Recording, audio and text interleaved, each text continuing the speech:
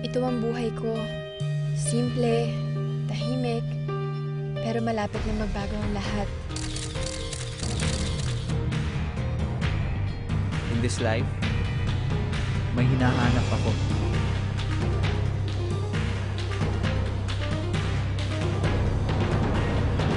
Natagpuan ko na siya. Sabi ng iba, nasa akin na daw ang lahat. Pero ang gusto ko lang naman ay isang normal na buhay. Malapit nang magbago ang buhay ko.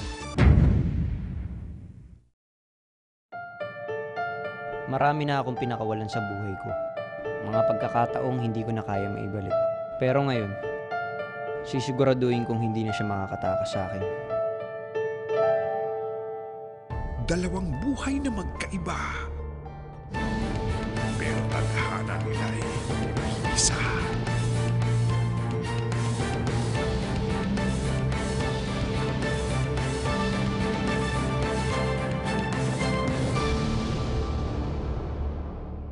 Ipinagmamalaking handog ng ABS-CBN ang isang bagong obra maestra. Ngayong 2010, kilalanin kung sino si Juan Policarpio. The perfect husband. The ideal father. A good brother. Isang mabuting pinuno. Our future president. Siya ay ako. Sino si Isabel Policarpio? The daughter. We almost had. Pinakamamahal kong anak.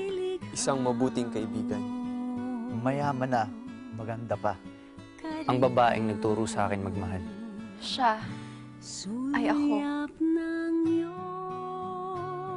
Tanging Yaman, coming soon, only on ABS-CBN.